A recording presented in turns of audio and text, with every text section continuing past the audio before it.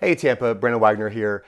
Part of our 20-year anniversary interviews, we are actually interviewing Linda Cox. Linda Cox is an interior designer. That is correct. And you're working out of Carrollwood currently. Well, we are, yes. Yeah. And we're all over the Tampa Bay area. But Very cool. And she's been a consistent client of ours for over 5 years. At least 5 years or so. So just want to talk to Linda about her career and everything and let you get to know her a little bit. All right. So Linda, first of all, you are an interior designer. That is correct. Okay. What is the difference between interior designer, architect, or interior decorator? Decorator. Well, you know, it used to be back in the old days, we were all interior decorators. But as we got more educated, and there's licensing involved as to really call yourself interior designer. Now, however, we as designers can just really work with the interior of the building, where the architects will work with the exterior and the structure of the building. And the decorator sometimes means a painter or an artisan that works inside the house, somebody that may do faux painting or some other kind of interior embellishment. Oh, so really someone that you'd probably bring in for a specific job that you decide how to do it. That is so how long have you been doing this for? Probably longer than you've been alive. Oh, that a is long time. No. Long time. 1975. Long time. Okay. Yeah. So yeah, long time. I was well living by that time. Well, it's been a long time. Yeah. In fact, my daughter and I work together now. Oh, that's awesome. In this part of my life, and the business is now called Ann Cox Design. Okay. Because I named her Ann, and my middle name is Ann, so cool. We're both Ann, and perfect. she'll carry on and go farther and to more glory than I've really ever cool. seen. Yes. That's awesome. You know, I know that for myself. I do not have any children of my own, but you know, my staff are my kids, and I'm making I don't want to say my exit strategy, but I'm setting people up to be able to carry on the Tribeca brand even after me. You know, so how do you feel about that? I feel great about that. That really gives me a purpose, especially for this part of my career, because it's a culmination of the things that I've learned that I pass on to my daughter, Ann. And not only that, I get to learn about how business will be run in the future with the internet and the online store, which we will have sometime in the summer. So that's, you have to be online. You have to be online, and it's a totally Instagram and the internet. That's how business is going to be run. And anybody that does not understand that, embrace that, will be left behind. Oh, totally, 100%. Yeah. You know, I've been lucky. I've always kind of embraced technology. So we had website very early on. We've got our store that we've got and everything. So you have to be part of that. Yes. So what about changes that you've seen in the actual industry besides the technology?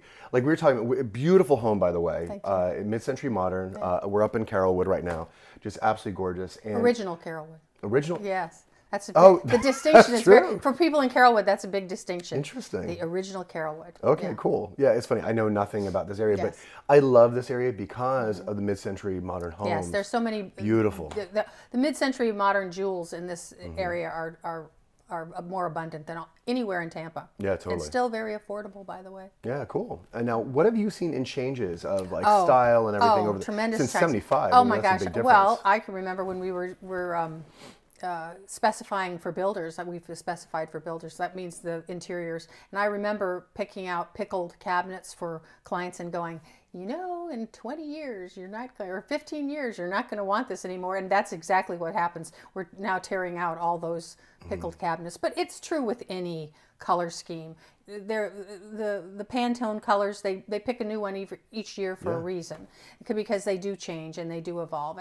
And now the young people have a very different take on how design wants to be. So anybody there that is trying to save their china for their children, they don't want it, because that's not their style. Very true. They don't want any of it. Although I must say there's certain styles that an antique piece or two will look appropriate and looks good. Interesting. So, yeah, okay. It is. Yeah, it is. That's cool. So there, you know, and there's different regional styles too. But here in Florida, we are really dedicated to the coastal look, or a more relaxed look. In fact, very similar to California, that kind of relaxed, approachable, comfortable textures. But then again, because of the internet, it's popular all over the country. That's one thing that is great about the internet is that fashion, like, you know, especially when we talk about hair and everything, Right. you know, someone might be doing something really, really cool in Poland. Right. And then it's instant everywhere. It is you know? instant. And I know It that is. New York and LA don't have as much influence anymore simply because fashion and trends can come from any part of the Yes, globe. that's exactly right. They're embraced more quickly, more rapidly on the coast, and then they work their way to Chicago. Sorry, Chicago. But anyway, that's how it generally happens, or Iowa, but Nebraska. Anyway, any part of the Midwest. But the whole point of it is everybody can have whatever look they want because the internet's there for everybody. They see it, you can order it, you get it immediately. Pretty much, although we do conceptual design, so that each individual may have a certain, you know, love of a color or a look, and that we showcase that in their individual design. That's very important to us, for the individual to be happy, for it also to be in scale and to be balanced and to be something that we totally believe in, and that's kind of where we are. When a new client comes to you and you're saying like they're talking about the color and stuff, what are most people asking for? Like when they say, okay, do my house, like are they saying I want this color scheme, I want this kind of like, I don't know, contemporary, whatever it may be. Well, the like, cool thing is now we have Pinterest and House, and so they go through Pinterest and House and they go, I like this, I like this, I like this, and they may not know why they like it, but we'll get to look at it and see repetition of certain certain trends that they do like, so that when we go to what we call specify for their own house, we make the selections, we can mirror the right size and aesthetic for that room based on what they've already selected. So it's the internet is a huge advantage, and you know, I mean, it's a double-edged sword. Okay, so what's the other side of that? The other side is that they're picking a style that won't go at all in their space, or it doesn't at all fit the architecture, and then we'll have to say, you know, you're working against what you got. You know, you can't make it what it isn't. What do you? I'm a big believer in that actually, because like I always think like inside of a bungalow, it doesn't make sense if it's hyper contemporary just because of the window frames. Well, so, like, you know, like that. Sure. But interestingly enough, you know, some of the best Italian design can go in a bungalow, and you'll see real contemporary Italian styles in old villas. I mean, in that juxtaposition between the contemporary, it creates an aesthetic that may not be good for you, but it doesn't mean that it's wrong. That's one of the good things about design, and I particularly always like to push the envelope. I push the edge a little bit, and I'll say to a client that hasn't had a large chandelier or hasn't had something, you know, as like a signature piece or something? Signature piece. Yeah. Thank you. A signature piece. I'll say, why don't we investigate this, or why don't we try this? And I have had a lot of pushback when they say, are you sure this color is what we should have? Are you sure? I said, just wait till it all comes together, and then it creates that vision. And so far, the best compliment we got was that the family room was not only pretty and you know, well scaled, and everybody thought it was comfortable, but it was sexy. And I thought, oh, at this point, it looked sexy too. You know, it's like that's really the cherry on top. I go, oh, and you know, and she's an accountant, and so is her husband. So you know, if you reached their heart in that regard, then we've been doing our job. No, that's awesome. Yeah. So what would you say, like, okay, I have a new home, or I'm looking to redo my house. Yes. And we turn to a designer like you. How do we prepare ourselves for that first conversation with you, so we're not just shooting in the dark? Well, first of all, we have to know what the budget is. So you know what your budget and what you think you'd like to spend on appropriate for each room, because that's really, you know, key. Where we want to put the most money, what we can pull back, what we can push forward. One of the things that we're really committed to, that we love, is our custom draperies, and they're not inexpensive, but they add so much to the room, and originally the homeowner may not even know. When they're looking at Pinterest, they may see drapery, but they have no idea. It doesn't even register. No. But it really does. It creates the framing of everything. That's a huge part of it. Yeah, so, very interesting. Yeah. So there's and then you can do it in phases if you want to, but we give you the whole roadmap to the final, to Oz. We get the path. That's cool. Yeah. So of course we're in business. Of course we want to make money and everything. But have you ever had somebody who comes in, I'm like, I'm sorry, but I really don't have a budget. All the time. Yeah. Okay. So do you feel that you're actually able to be a little more creative Well, with that? what we do is, there's, well, even somebody says they don't have a budget. They're lying. There's always a budget. I don't even care how much money they have. There's a place. There's a top. No, what we do is we look at the space and what we project versus what their taste level. When they show us the pictures of what inspires them, then we can come up with a kind of a framework budget. And that's one of the things we first do in a proposal, is we'll take a look at the space and we'll say, I think you're going to be at, $150 a square foot, or not necessarily, but that's with the artwork and everything. Yeah. We'll come up with a number or a dollar amount that we think will satisfy the space that we're talking about. And then based on that, then we proceed. And then the client gives us a deposit, because our work is very front loaded. So that we'll have, and when they get the proposal from us, then we outline exactly what they'll get from us as far as delivery, as far as warrantying, as all the little things, color scheme, paint, any of the artisans that have to come in, we'll have all of it. Will that show up in the? Oh, you'll be fine. My phone.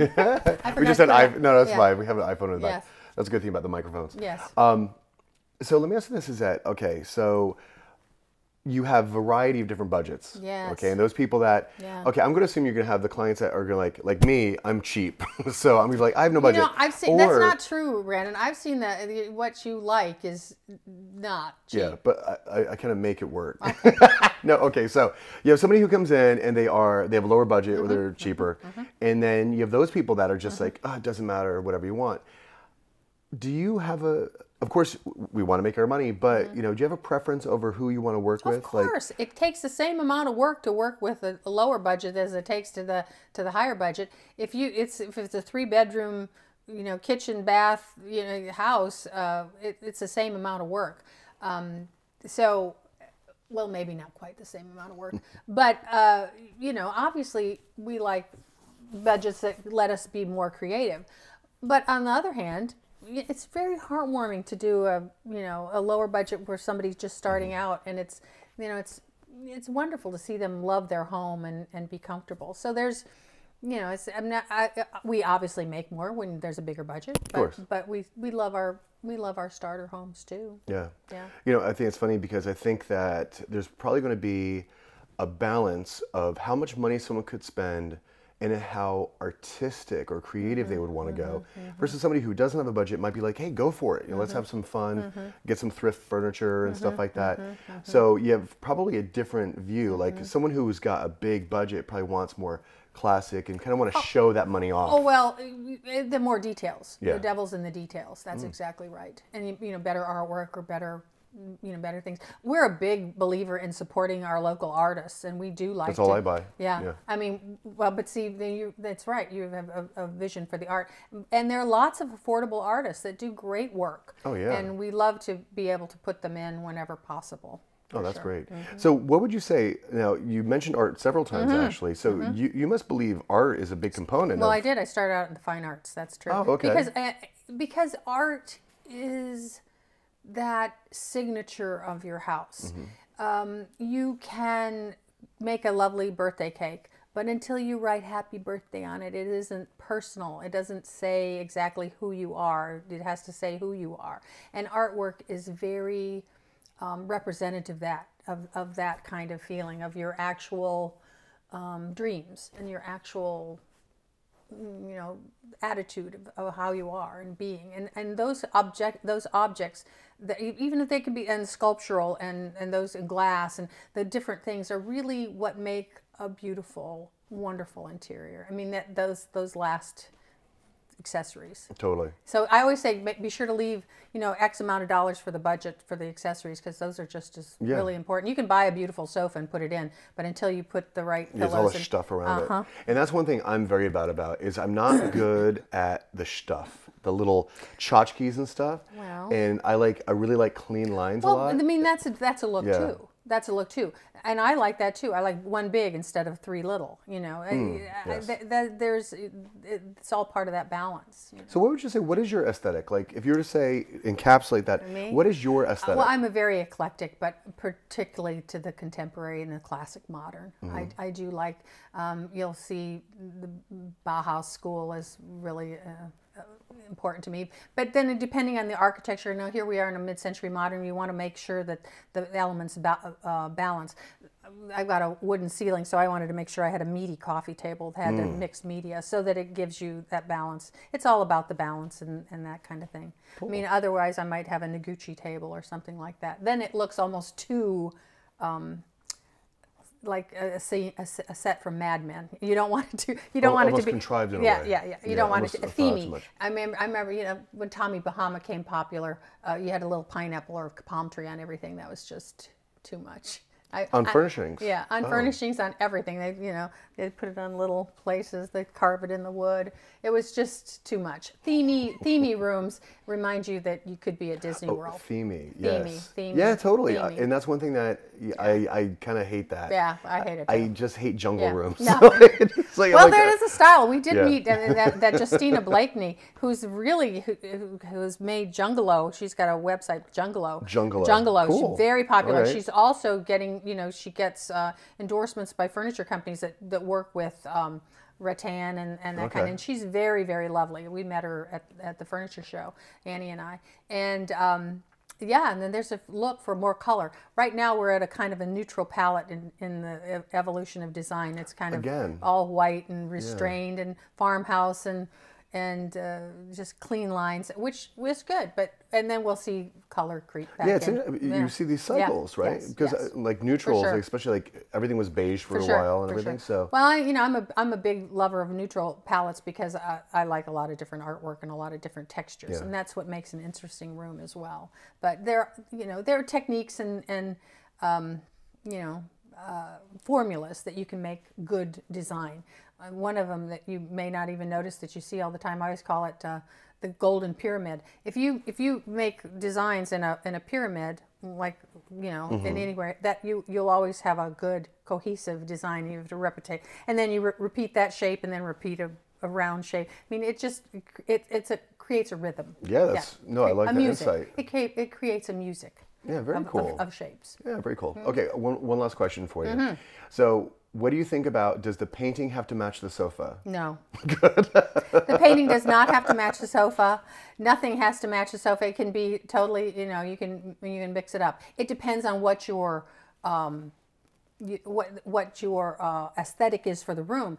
The more zen the room, you match the drapery to the sofa, to the, you know, that creates that calmness in a room. There are techniques that you can create calmness, but then the drapery or the walls can be the counterpoint to everything else, and that's exciting. Cool. Yeah. Okay, very good insight. Yeah. That's awesome. Yeah. All right, well, this is Linda Cox. We've just been discussing, and just where can we find you on Instagram? You can see Ann Cox Design on Instagram. Or also on the website, Ann Cox Design. It's AnnCoxDesign.com. You'll see my beautiful daughter's face first, which is always a good thing. Cool. Well, you know, I really think it's wonderful that you're passing on the business onto another generation. I think that's really... Well, it is her it is her business, because it will be her business to the future, and that's it's just fun to be together. Yeah, it's great. Me, I don't know. You'd have to ask her about it every day. What she thinks. I know, Erin. I know how much she adores you. She does, so, yes, totally. Yes. But you know, it is interesting working with your own daughter, because of course she has her own ideas and aesthetic, and I must. And I understand this. I must, I must acknowledge that and acquiesce to it, because that's where the future will go. Oh, of course, yeah. But I think that mentoring is such a powerful thing. So very much so. You're doing a great thing. Oh, that's awesome. All right. Well, thank you, everybody, and stay tuned for our next one. It'll be coming out in about a week or so. Thank you.